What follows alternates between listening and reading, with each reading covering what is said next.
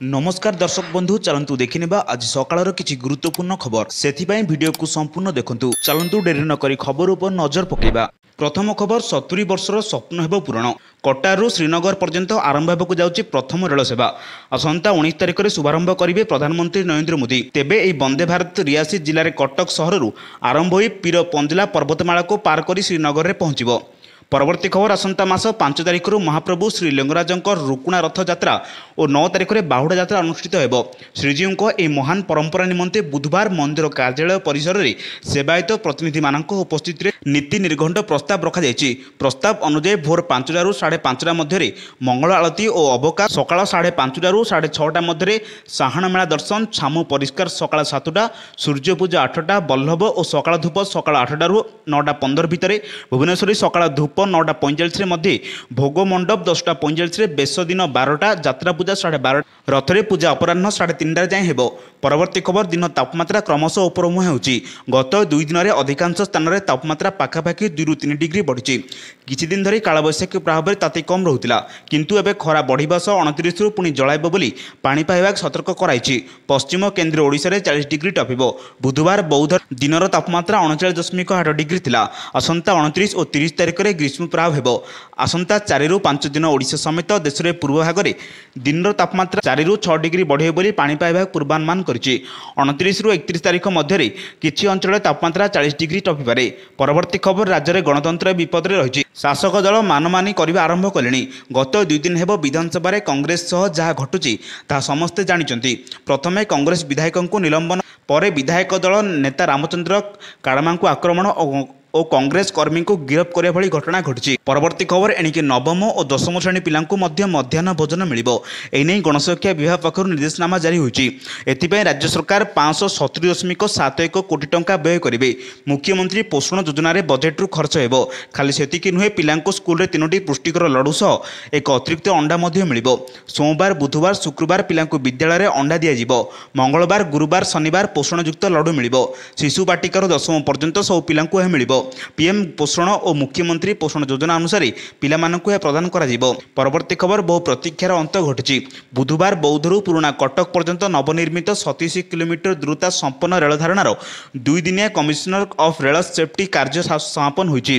CRS team Harbhanga block पुराना कटक नवनिर्मित rail station पहुंची मानदंड अनुसार समस्त जांच प्रक्रिया तनतन कर अनुधान करथिले। विशेषकर पैकेज 4 एटीएफबी सहित ब्रिज काम निरीक्षण कर कमिशनर टीम खुशी व्यक्त करथिले। यापर अपराह्न एक 7 बगी विशिष्ट डीजेल इंजिन साहाय्य पुराना कटक ठारू बौद्ध पर्यंत घंटा प्रति 100 किलोमीटर बेगर ट्रायल रन आरंभ होता। परवर्ती खबर दुर्नीति होउछि समाज में एक कर्कट रोग। यह एक प्रकार उई परी घर मूलदुआ को खाई खाई फंपा करदे। ओडिशा परि एक विकासशील राज्य को विकसित राज्य करने यह कर्कट समूल उत्पादन करने आवश्यक। तेणु सरकार प्रथम दिन ही दुर्नीति विरुद्ध में युद्ध घोषणा करछन्ति। गत प्राय 2.5 दशंधि दुर्नीतिर छात्र छाया तले परिस्फुट होउथिबा व्यक्ति विशेषज्ञों मध्य भूकंपन सृष्टि होइछि। विभिन्न मंचरे दुर्नीति प्रति शून्य सहनशीलता नीति अवलंबन विषय कही आसुछु। केवल कथार नुहे कार्य भी दुर्नीति विरुद्ध में युद्ध जारी रही। यार फलाफल समस्त सामने बोली मुख्यमंत्री मोहन चरण माझी कहते। परवर्ती खबर कर्कट मधुमेह हृदरोग और अन्य आंटीबायोटिक सहित सरकारी नियंत्रण में थिबा अन्य औषध दर वृद्धि होगाकू जाउछि। औषध दर प्राय 1.7% महंगा हो बोली सूचना मिली। सरकारी नियंत्रण में थिबा कर्कट मधुमेह हृदरोग और अन्य आंटीबायोटिक औषध दर खूब शीघ्र बढ़ाकू जाउछि। ए समस्त औषध दर प्राय 1.7% पर्यंत वृद्धि हो पारे बोली आशा करा जाउछि। तेबे औषध उत्पादन पर आवश्यक कंचामाल और अन्य खर्च बढ़ुथिबारु औषध शिल्प को लाभ देवाई पदक्षेप नहीं जाइथिबा Akhil Bharatiya chemist and druggist संगठन महासचिव राजीव सिंघल कहते। परवर्ती खबर मार्च 27 ରୁ 30 तारिख पर्यंत ओडिशा जवाहरलाल नेहरू इंडोर स्टेडियम कटक जातीय उपकनिष्ठ आसीनांचल प्रतियोगिता अनुष्ठित हेबो। एथिपाई बुधवार ओडिशा दल घोषणा करा जायछि। ओडिशा दल चयन लगी राज्य क्रीड़ा विभाग सहयोग में भुवनेश्वर फेंसिंग एकाडेमी रे कैंप अनुष्ठित होइतिला। कैंप रे 34 जन खेलाड़ी जोग देइतिले। एथि मध्यरु 24 जन खेलाड़ी को नहीं ओडिशा दल गठन करा जायछि बोली राज्य संघ संपादक देवेंद्र साहू और सांगठनिक संपादक सुमित रंजन पुरोहित सूचना देइछन्ति। राज्य सभापति अनंग उदय सिंह देव संपादक देवेंद्र कुमार साहू उपसभापति रमेश मल्लिक सांगठनिक संपादक सुमित रंजन पुरोहित खेलाड़ी मानकु शुभेच्छा जणाइछन्ति। परवर्ती खबर भारतीय शेयर बाजार में गोटे दिन पर ପରେ ପୁଣି ଆଉ ଥରେ ବୃଦ୍ଧି ପାଇଛି। ସେନ୍ସେକ୍ସ 317 ଅଙ୍କ ଉପରକୁ ଉଠି ବନ୍ଦ ହୋଇଛି। ଅନ୍ୟପଟେ ନିଫ୍ଟି ମଧ୍ୟ 23,600 ସ୍ତରରେ ପହଞ୍ଚିଛି। ବ୍ୟାଙ୍କିଂ ଓ ଫାଇନାନ୍ସିଆଲ ସେୟାରରେ ଉତ୍ସାହ ଓ ବିଦେଶୀ ନିବେଶକଙ୍କ ଦ୍ୱାରା ସେୟାର କିଛି ଯୋଗୁଁ ବଜାରକୁ ମଜବୁତ ମିଳିଛି। ଏହି କାରଣରୁ ନିବେଶକଙ୍କୁ ଆଜି ସେୟାର ବଜାରରେ ପ୍ରାୟ 3 ଲକ୍ଷ କୋଟି ଟଙ୍କାର ଲାଭ ହୋଇଛି। ପରବର୍ତ୍ତୀ ଖବର ଖର୍ଚ୍ଚ ପରେ ଖର୍ଚ୍ଚ ବଢ଼ୁଛି କିନ୍ତୁ ଆୟ ନାହିଁ। କ୍ଷତିରେ ଚାଲୁଛି ଓଏସଆରଟିସି ବସ୍। 2 ବର୍ଷରେ ଓଏସଆରଟିସିକୁ 45 କୋଟି 46 ଲକ୍ଷ ଟଙ୍କା କ୍ଷତି ହୋଇଛି ବୋଲି ବିଧାନସଭାରେ ଲିଖିତ ଉତ୍ତର ରଖିଛନ୍ତି ପରିବହନ ମନ୍ତ୍ରୀ ବିଭୂତି ଜେନା। 2022-23 ଆର୍ଥିକ ବର୍ଷରେ 18 କୋଟି 83 ଲକ୍ଷ କ୍ଷତି ହୋଇଛି। 2023-24ରେ 26 କୋଟି 62 ଲକ୍ଷ ଟଙ୍କା କ୍ଷତି ହୋଇଛି। 2022-23ରେ 145 କୋଟି ଟଙ୍କା ଆୟ ହୋଇଥିବା ବେଳେ ବ୍ୟୟ ହେଉଛି 164 କୋଟି 12 ଲକ୍ଷ ଟଙ୍କା।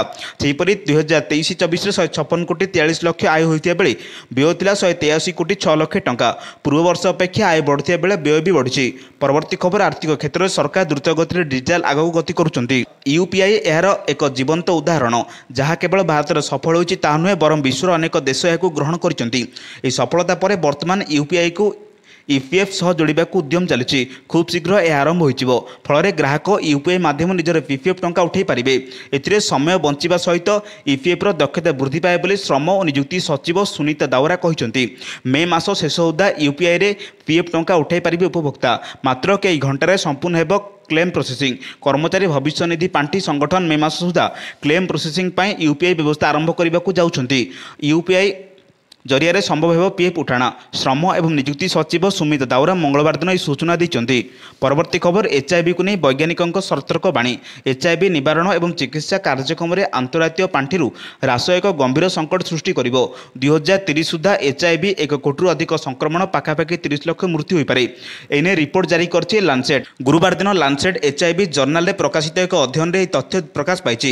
ଏଚ୍ଆଇଭି ନିବାରଣ ଏବଂ ଚିକିତ୍ସା କାର୍ଯ୍ୟକ୍ରମ ପାଇଁ ଆନ୍ତର୍ଜାତୀୟ ପାଣ୍ଠିରେ ହ୍ରାସ 2030 ସୁଦ୍ଧା 1 କୋଟିରୁ ଅଧିକ ସଂକ୍ରମଣ ଏବଂ ପ୍ରାୟ 30 ଲକ୍ଷ ମୃତ୍ୟୁର କାରଣ ହୋଇପାରେ।